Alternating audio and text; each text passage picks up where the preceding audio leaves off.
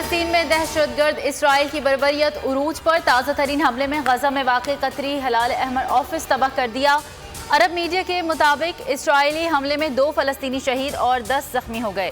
गुज़िश्ता रोज़ गजा पर इसराइली बमबारी से 61 बच्चों और 36 खवातीन समेत शहदा की तादाद 218 हो गई। सैकड़ों जख्मी। अस्पतालों को जाने वाली तमाम सड़कें तबाह कर दी गईं। फलस्तीन की सूरत हाल पर अक़वाम मुत्तहिदा की जनरल असम्बली का इजलास 20 मई को तलब।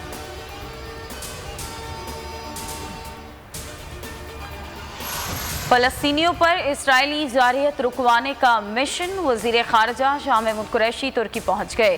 कौमी असम्बली में खिताब में कहा कि तुर्की फ़लस्तीन और सूडान के साथ मिलकर अक़वाम मुत्तहिदा में आवाज़ उठाएंगे। मस्जिद अक्सा पर यलगार इस्लाम और 57 इस्लामी ममालिक पर हमला है।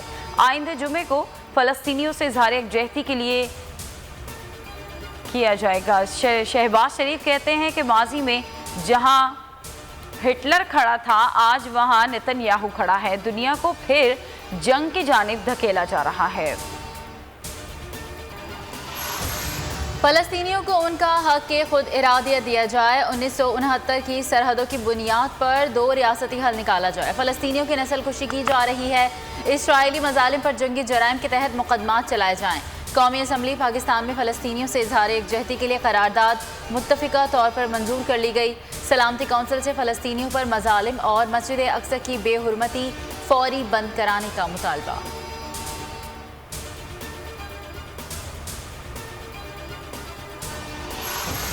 अमरीकी सदर का इसराइली वज़ीर आज़म से राबता। नेतन्याहू को जंगबंदी पर जोर दिया। कहा कि इसराइल को दिफा का हक है।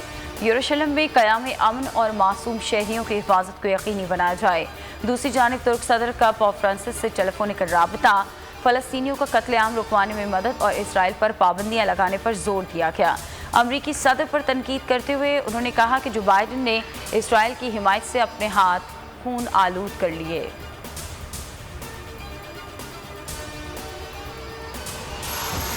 इसराइल की जानिब से निशाना बनाए गए मीडिया टावर में हमास की सरगर्मियों का कोई सबूत नहीं मिला।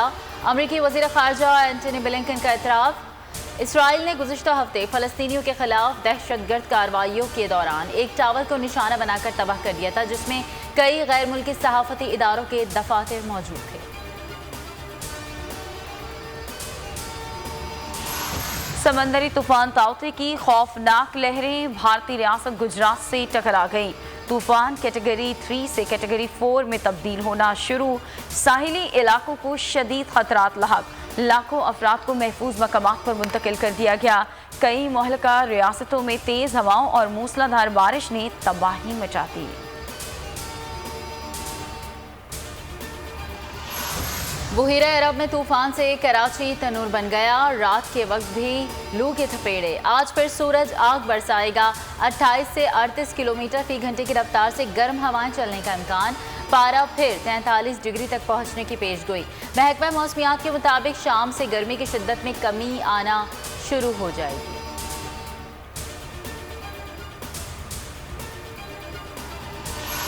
सिंध हुकूमत का नया हुक्मनामा जारी। 31 मई तक ब्यूटी पार्लर्स, शादी हॉल्स, मज़ारात, पार्क्स बंद रखने का फैसला।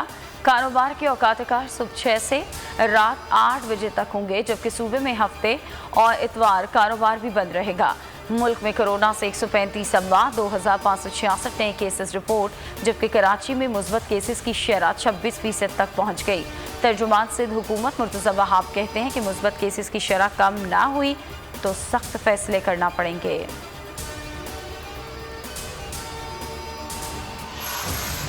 भारत में कोरोना की शिद्दत बरकरार। 24 घंटे में मजीद 4340 अमवात, 2,63,000 नए केसेस रिपोर्ट हुए। दिल्ली में लॉकडाउन मजीद एक हफ्ता बढ़ा दिया गया। दुबई में कोरोना SOPs में नरमी।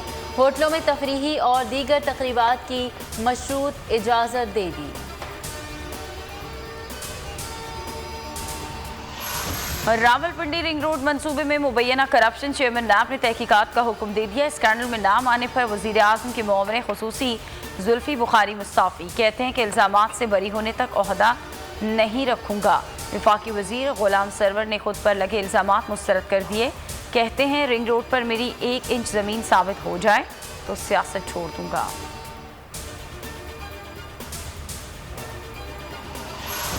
और 31 मई तक पेट्रोलियम मसनूआत की मौजूदा कीमतें बरकरार रहेंगी। वज़ीर आज़म ने कीमतों के इजाफे की समरी मुस्तरद कर दी।